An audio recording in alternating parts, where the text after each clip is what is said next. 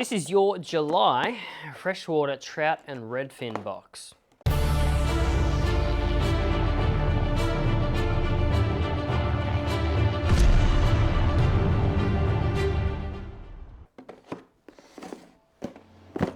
Right, so in most places now, everyone knows trout season is no bueno. Trout season is closed, so we cannot target trout unless you're in one of the few dams that are exempt from this rule. So we are mainly looking at redfin in this box, but a lot of these lures are still not too big to chase trout if you are fortunate enough to have an area to chase trout in. That being said, let's jump in and have a look at everything in this month's box. Keeping in mind that us here at Tackle Club are more thinking redfin at this present stage. First up, we have the Flash J Shad in the 4-inch. The nice little foil finish inside the belly adds great flash. The big T-tail paddle tail on the back gives nice vibration. So these ones here this month, we have teed them up with a 3/8 2.0 heavy gauge jig head. Now the 3/8 obviously is going to be fairly heavy. So what you want to do, you want to mainly use these in your deeper water, along your dam edges, drop-offs, things like that, something where you might have maybe a bit of rocky structure, some laydowns, or even out deep on the edges where the redfin might be schooling up to feed, are a great option for these plastics here. The weight will allow you to get an ultra long cast in, which essentially means you're going to be able to cover a lot of ground early if you're not quite sure where the fish are holding up, and you need to just cover more area to find where the fish are currently sitting. Now, if you're working the edges, weed edges, rocky edges, things like that, you're probably going to opt more for one of the hard bodies that we've included, or even if you're fishing shallower water, one of the hard bodies might be a better option. I'd probably look at the Damiki D Mighty. This is the Axe Serpent 75. This thing is a shallow diver or a shallow runner.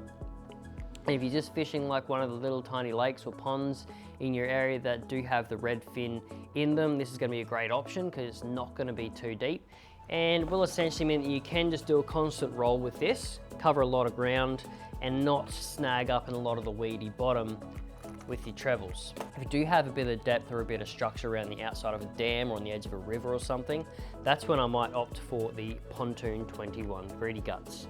This thing does have a slightly bigger bib, so it will allow you to get a little bit deeper down and closer to the bottoms or hitting the structure near the bottom. But both being a minnow profile, I like to get twitchy with minnow profiles. So you can slow roll, but every now and then you can go like a double twitch, a triple twitch, pause.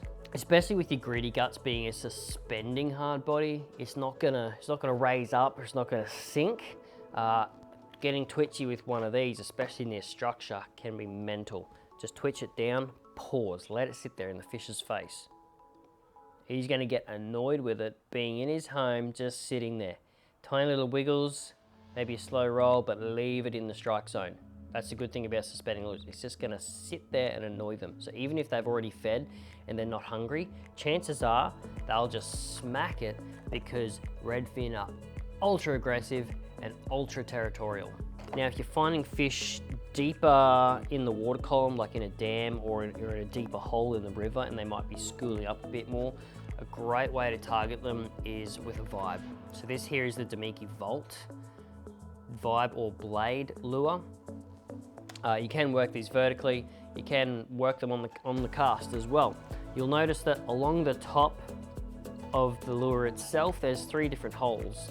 This actually changes where the weight of the lure sits, essentially more forward, more back. So if you're doing real big long casts and you want to get maximum vibration from this lure because you're working it from a distance, you can actually move the little quick clip to the further back hole. So that's the one closer to the tail of the lure. This will drop the nose down, giving you more vibration as you wind it in towards you. Now, if you're working it directly up and down, just vertically, you can now move it to the front hole, the hole closest to the nose of the lure. So this actually brings the nose up, which means on a vertical line, you're going to get the maximum vibration out of it again. Now, if you want all-rounder, that's when I normally just leave or opt to leave it on the middle hole. So this won't drop the nose down too much, won't lift it up too much, but gives you a good all-round vibration on both the cast and the jig. Now obviously if the fish is shut down, that's when it may be good to chop and change how much vibration you get out of these by either changing the clip to the back, middle, or front hole. That's what makes it a great versatile lure. Anyway, that's it for the Trout and Redfin box this month. So you've got your 2 hard bodies there, you've got your Flash J shad plastics coupled up with your jig heads, and then you've got your vibe lure as well. Hopefully you guys are getting into some good fish this month. But if you want to check out the Trout and Redfin box or any of the others in the range, just head to www.tackleclub.com.au, pick a box that's right for you, and welcome to the club.